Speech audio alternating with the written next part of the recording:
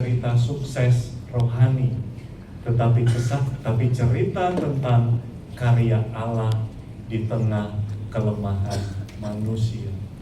Jujur, buat saya menceritakan cerita tadi itu nggak gampang. Kadang-kadang itu privacy, kadang-kadang itu juga saya pribadi pun juga masih bergumul. Saya juga tanyakan ke istri apakah boleh saya menceritakan hal ini. Tapi sekali lagi, karena tujuannya adalah menceritakan karya Allah, supaya Tuhan juga menguatkan setiap kita. 2 Korintus 12 ayat 9, tetapi jawab Tuhan kepadaku, cukuplah kasih karuniaku bagimu. Sebab justru dalam kelemahanlah kuasaku menjadi sempurna. Jangan ragu menceritakan kerapuhan kita, apa adanya diri kita, supaya orang lain bisa melihat kasih karunia Tuhan bagi kita. Amin, Bapak Ibu. Ciri-ciri kesaksian yang meneguhkan. Yang pertama, kesaksian yang meneguhkan adalah kesaksian yang jujur, apa adanya, tidak dilebih-lebihkan atau dibuat dramatis. Poin yang pertama. Poin yang kedua, tulus, Bapak Ibu, berasal dari pengalaman pribadi. Jadi kita bisa menceritakannya dengan lancar, kita bisa menceritakannya dengan baik, dan cerita itu hidup karena kita alami sendiri. Bukan cuma ajaran semata. Kadang-kadang kita kaitkan dengan firman, tetapi cerita itu adalah cerita yang jujur dan tulus, mengarahkan kemuliaan kepada Tuhan, bukan kepada diri kita sendiri. Dan yang terakhir adalah relevan, related, nyambung sama kebutuhan orang yang mendengar. Jadi nggak ngawang-ngawang, nggak terlalu tinggi. Kadang yang sederhana, yang apa adanya, itu yang berkesan. Pertama kali saya ikut konvenas, itu konvenas muda-mudi di Bandung. Pembicaranya dari Filipina, namanya Jan Silan, Brother Jan Silan, ngomong bahasa Inggris. Inggris saya pas-pasan, Bapak Ibu. Bertahun-tahun, 10 tahun udah lewat, saya masih ingat satu kata-kata dia. Kata-kata dia itu, feel the fear, but say yes. Dia bilang begitu, cerita. Dia menceritakan tentang kelemahan dia, ketakutan dia, tetapi dia say yes sama panggilan Tuhan. 2 hari yang lalu saya bawakan di sesi Romo-Romo, Bapak Ibu. Saya nggak bisa tidur sepanjang malam. Saya khawatir banget, saya takut banget. Bahkan sampai tadi pun di belakang, kalau Bapak Ibu perhatikan, saya tuh tipenya introvert, Bapak Ibu. Saya nggak biasa ngomong di depan banyak orang. Setelah ini saya pasti akan tidur nih, capek saya, energinya habis. Tapi sekali lagi Bapak Ibu, ketika itu saya ingat Brother Jan bilang, feel the fear but say yes. Cerita itu mengubahkan hidup saya sampai hari ini. Kadang cerita kita bisa begitu powerful, kita lupa materinya, betul ya? Kadang gimana nih ingat materi sepanjang ini, khotbah Monsinyur bagus-bagus, bicara bagus-bagus, tapi yang kita ingat adalah cerita. Oh, si ini pernah mengalami ini. Itu berkesan banget buat saya, dan saya juga mau berkomitmen hidup saya berubah, hidup saya diperbarui sama Tuhan. Lanjut lagi, Yohanes 3 ayat 30. Ia harus makin besar, kita harus makin kecil. Prinsip dari kesaksian. Sehingga setiap cerita, setiap kesaksian bertujuan untuk memuliakan Tuhan yang lebih besar lagi. Nanti slide-nya akan dibagikan juga Bapak Ibu. Langkah-langkah kesaksian yang berdaya ubah.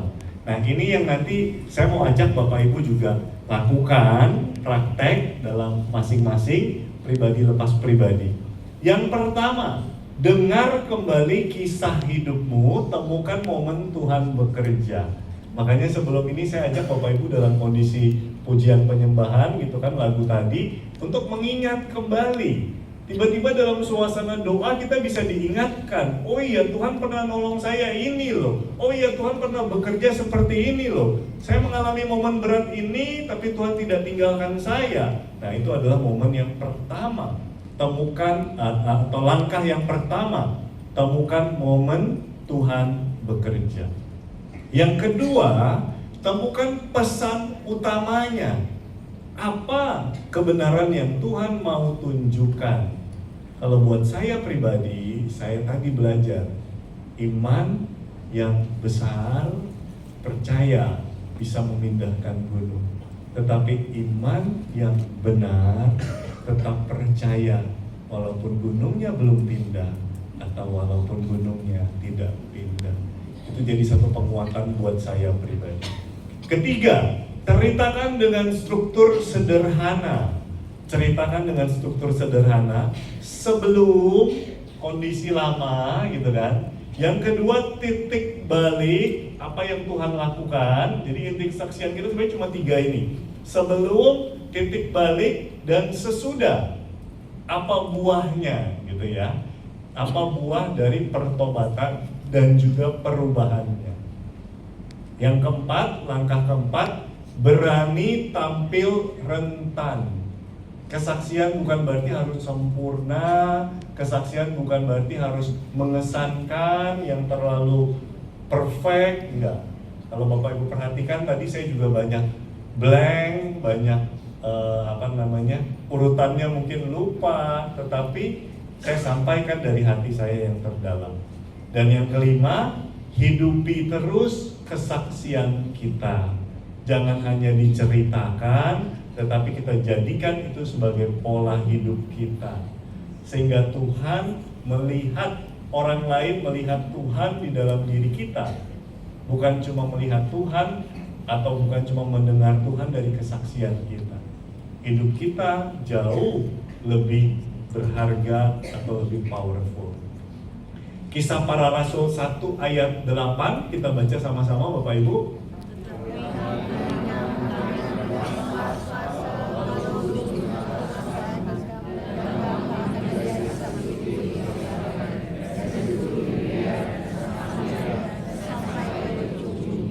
Tetapi kamu akan menerima kuasa kalau Roh Kudus turun atas kamu, dan kamu akan menjadi saksiku. Di mana?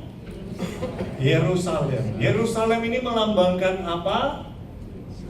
Area terdekat kita, keluarga kita, rumah kita. Jangan sampai kita kesaksian, kita pelayanan, kita diberikan jabatan di mana-mana, tapi di rumah kita, hidup kita tidak mencerminkan kesaksian itu. Ini seperti pedang bermata dua sekaligus pengingat buat saya pribadi juga. Ketika saya baca, saya dalami, ternyata maknanya dalam banget Bapak Ibu. Yerusalem, Yudea ini terdekat, mungkin tetangga, mungkin kantor, mungkin orang kerja gitu ya, di sekitar kita, sehingga pelayanan kita juga bisa jadi berkat, bukan cuma di PD, bukan cuma di BPK, tapi juga di orang-orang sekitar kita. Dan yang ketiga, di mana Bapak Ibu? Samaria. Samaria ini diidentikan dengan bangsa yang berbeda. Sehingga mungkin tadi saya bilang, kalau cerita saya, orang-orang yang nyebelin gitu ya, orang-orang yang ngeselin, mungkin kadang-kadang orang-orang yang berbeda, atau dalam tanda kutip mungkin musuh kita, dalam tanda kutip gitu ya. Tetapi apakah kita juga bisa menjadi kesaksian buat mereka? Baru sampai yang terakhir, sampai ke ujung bumi. Kemanapun Tuhan utus, kemanapun Tuhan suruh pergi, kita percaya ketika ada Roh Kudus turun atas kita, Dia akan memampukan kita. So, saat ini Bapak Ibu, saya ajak Bapak Ibu untuk merenungkan, menuliskan di dalam tulisan masing-masing momen apa di dalam hidup kita di mana kita sudah mengalami kasih Tuhan. Jangan sesuatu yang sudah pernah kita ceritakan. Hari ini saya challenge sesuatu yang berbeda, sesuatu yang baru. yang baru kita alami atau baru kita ingat. Silakan Bapak Ibu tuliskan di buku masing-masing, kertas masing-masing, sambil musik bisa di instrumen mungkin. Momen apa di dalam hidupmu di mana kamu sungguh mengalami kasih Tuhan? Apa perubahan nyata yang terjadi setelahnya? Kalau kamu harus menceritakan itu dalam 3 menit, kira-kira seperti apa inti pesannya? Coba bersama-sama ya Bapak Ibu ya, supaya kita praktekkan, kita tuliskan, kita renungkan apa yang Tuhan mau bicara buat setiap kita.